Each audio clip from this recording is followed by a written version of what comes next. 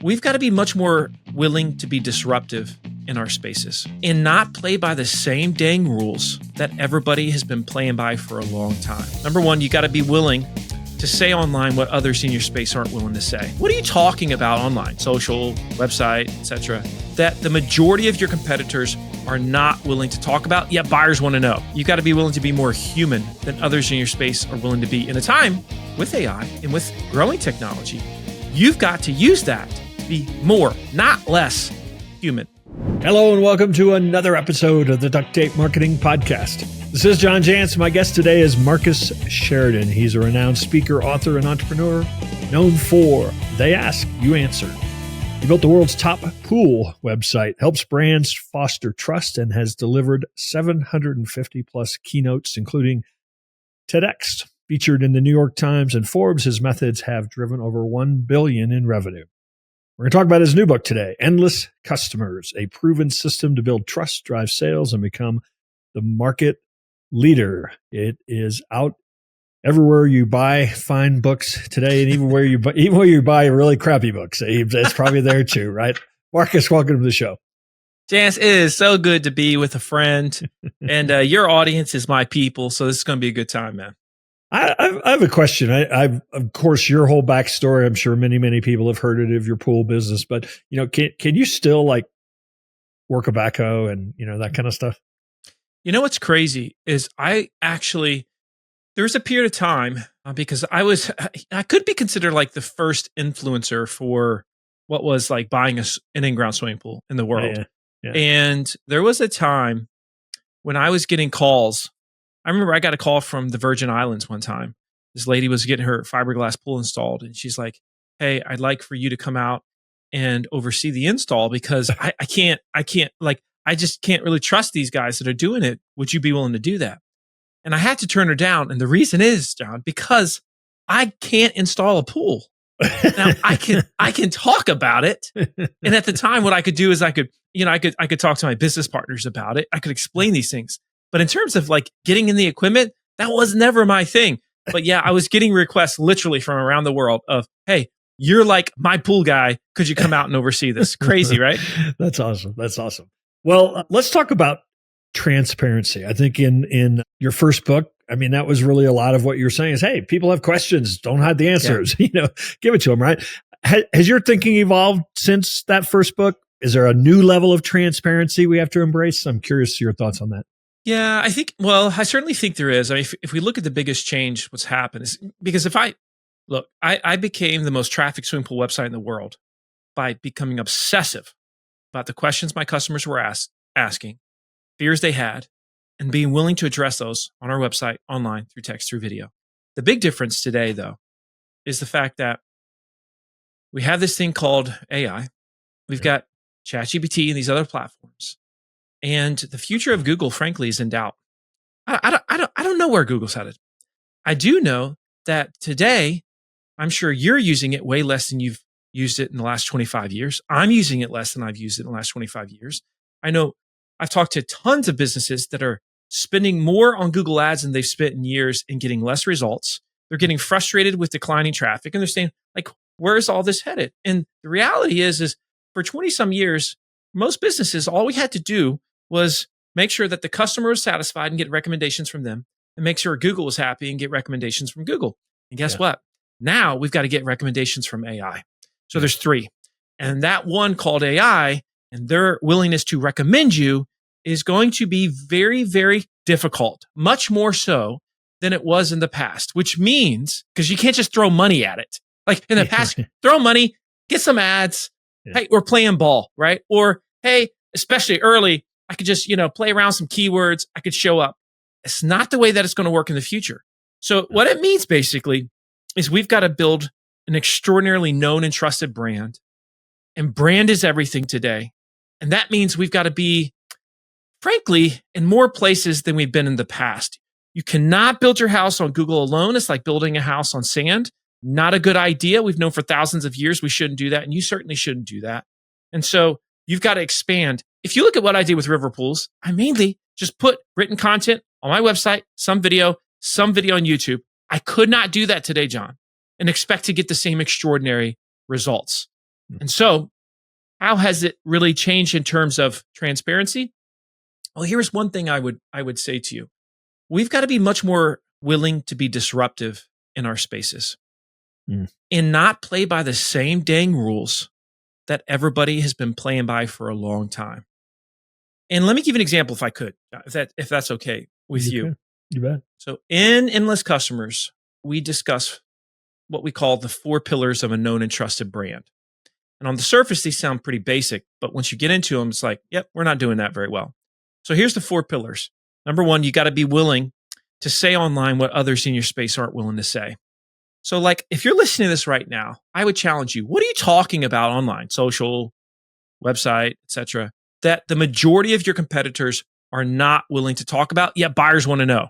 Okay, that's number 1. Number 2, you got to be willing to show with video what others in your space aren't willing to show. So I'd ask you again, what are you showing with video right now that others in your space aren't willing to show? Number 3, you got to be willing to sell in a way others aren't willing to sell. And man, I'm telling you what, everybody thinks they got a special, like the special sauce when it comes to selling, John. And usually they're way more similar than they realize. And then finally, number 4, you got to be willing to be more human than others in your space are willing to be. In a time with AI and with growing technology, you've got to use that to be more, not less human. So all of these things are really broken down in detail as to the examples of how we do that in the book. And I'm certainly happy to talk about some of those if you like. You know, I have been a big advocate of brand. I think you're right. We've gotten lazy in the last 10 years because you could just buy ads. You could just game Google or figure out Google's game. And I think that made people lazy. I do think that we're going to see a time where, you know, people don't trust Google. People don't trust Facebook. You know, so a lot of the places that I think we used to generate a lot of business, people are going to Reddit. They're going to other places now, like all over the place, right? YouTube even. And so how would you advise? Because I do think that's a real challenge. I mean, I do think people are going to make decisions based on trusted brands. So trust has always been important, more important than ever. But how do you advise businesses? Because I'm getting a lot of pushback. They're like, great, now we got to be in like 27 places because that's where people actually not just find information, but they actually buy now. So how does a business who's spread pretty thin? I mean, you know, most small businesses are very resource tapped. I mean, how do we spread out? Yeah. One thing's for sure, John, I don't think this is getting easier.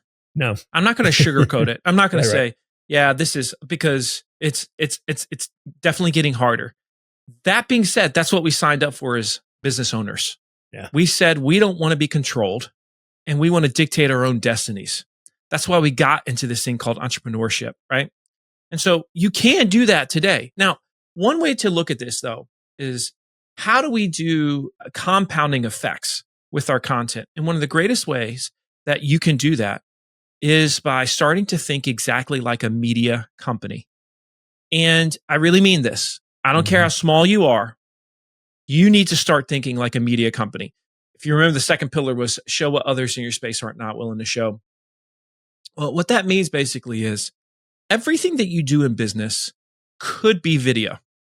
It could be something that you're showing to the world. The question is, are you pulling out your phone and are you showing the thing? Now, I know that sounds basic, but the cool thing about video is I could create one solid video that in turn that is transcribed, is an article and a video on my website. That video gets put on different pages of my website. Then that video gets put long form onto YouTube. That same video gets chopped up and is made into maybe a couple of shorts for YouTube.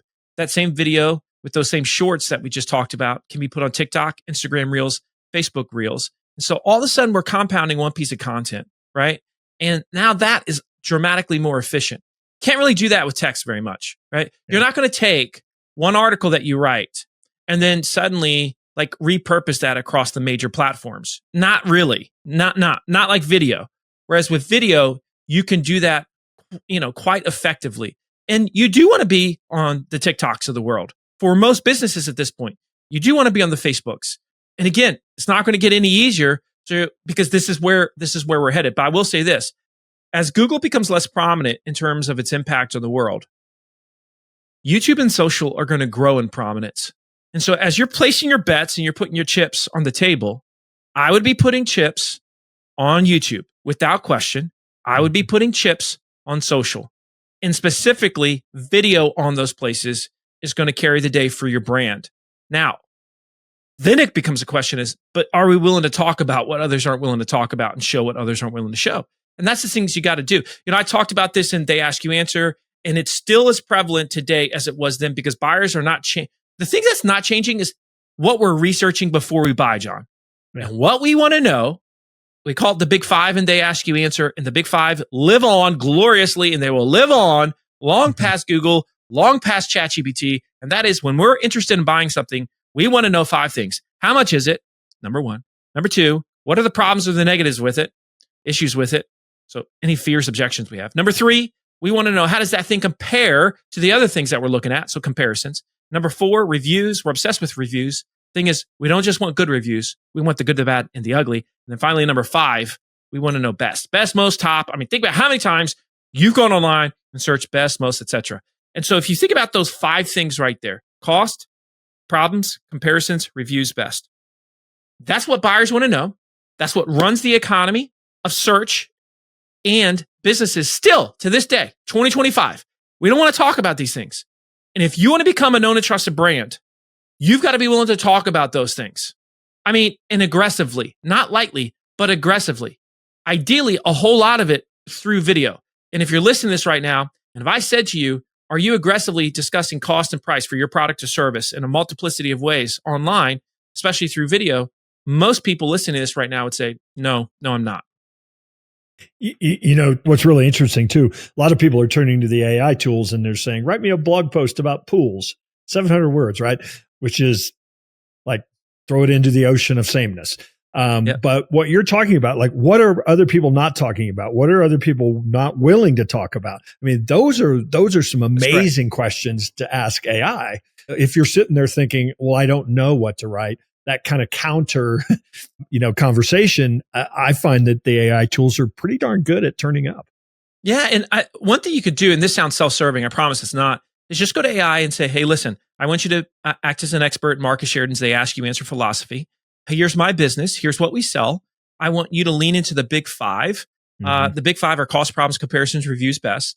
And I want you to create 10 to 15 article video titles for each of these Big 5 for my product or service. And suddenly you're going to see, 75 different pieces of content. And a lot of them you're going to be like, holy cow, that's really, really good. It's like, it's really, really good. Yeah. I mean, it's trained on these things. And so you might as well rock and roll with it. And you can blow it out. It's read all my books, that's for sure. Yeah, that's what it is. Which, by the way, I'd love to have a side conversation at some point about that. If get your feelings on that, because there's quite a mix of feelings on that. One thing about the third one was the selling ways that others aren't willing to sell, John. I think this is a big one in a way that you can stand out. There's a couple different ways you could do this, but one specifically, and I really talk about it in the book, that is, there's this stat from Gartner. It says 75% of all buyers would prefer to have a seller-free sales experience. And so think about that for a second. It's not that we hate salespeople. It's just we don't want to talk as buyers to a salesperson until we are good and ready, until we're confident, until we're comfortable, until we feel like I'm not going to screw this up. I'm not going to be taken advantage of. So what does this mean? I just want the logistics at that point. Yes. So what does this mean? It means we need to we're going to take advantage of the trend instead of just trying to complain about it, which we know never helps. We need to give buyers more control. Well, how do we give them more control? Through self-service. What is self-service? Self-service is generally some type of interactive tool that you would put on your website or online that would allow someone to get information or take an action that previously they would have had to have done through a human, but now they're able to do without having to do it with a human or a salesperson first. Now, let me give you 2 really quick examples of this, John, because I've got some great ones in the book. There's 5 specific self-service tools that we really talk about. One of them is self-scheduling tools. Now, this isn't novel until the second part of it that I'm going to explain. So imagine that you've got, like 5 salespeople on your team and you sell whatever it is that you sell. Well, someone comes to your site and they want to schedule time with a salesperson, and you have a tool that allows them to do that. Now, that's fine and dandy. That's not special, but here's where it gets really special. And we've done a bunch of experiments with this, and this is just stinking awesome. It's the future of selling, John. And that is this. Imagine, though, that when you said, I want to meet with one of your salespeople, you got to see all the salespeople in the company. You got to see their image. You got to read their bio. You got to watch a video about each one of the salespeople and learn about them. And then you decided who you want to work with.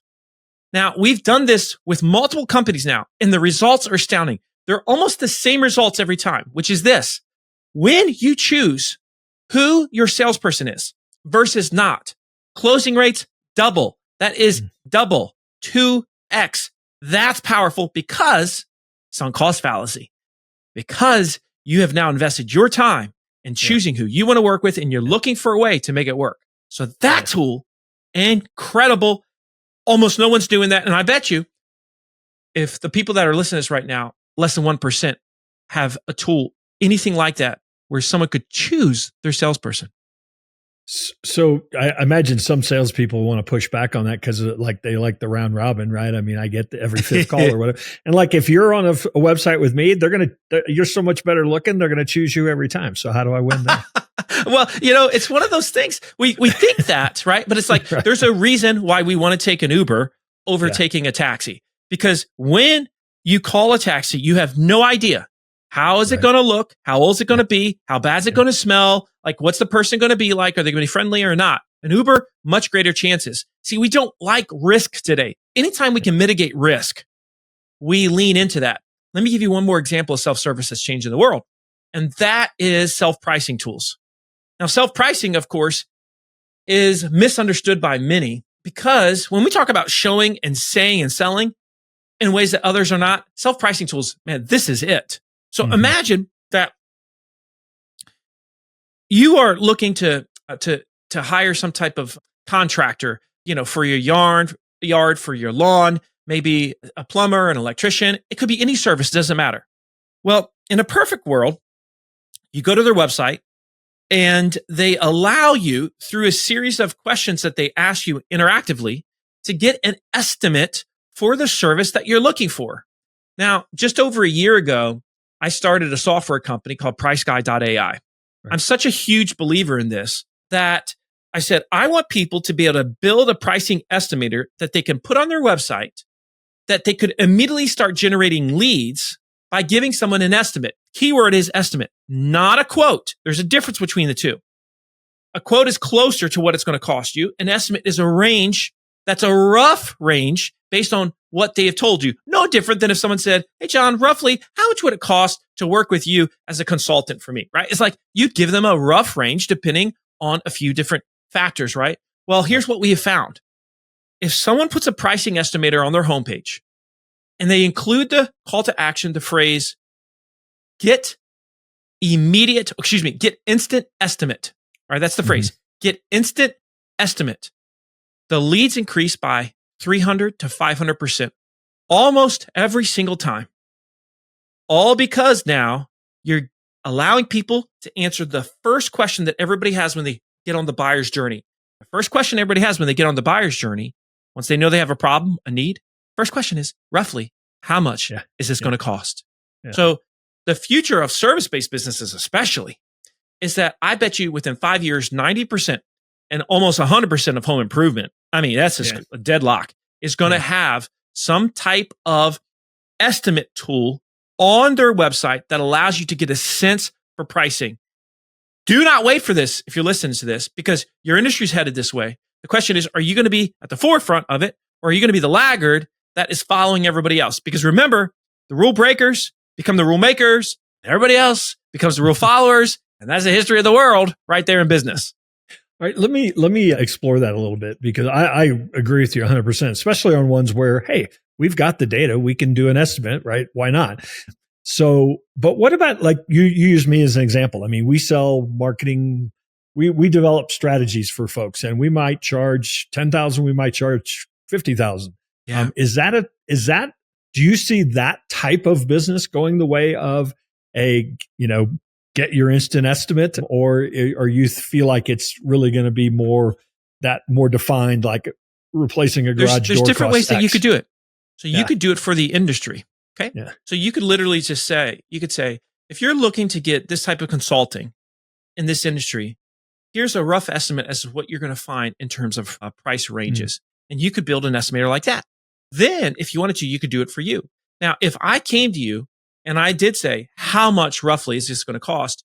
You would ask me a series of questions, then you would give me a range. Now, do I think it's going that way? Yeah, I actually do. I'm even building this out. It should be live on, I think I'll be the first professional speaker to have this on my website.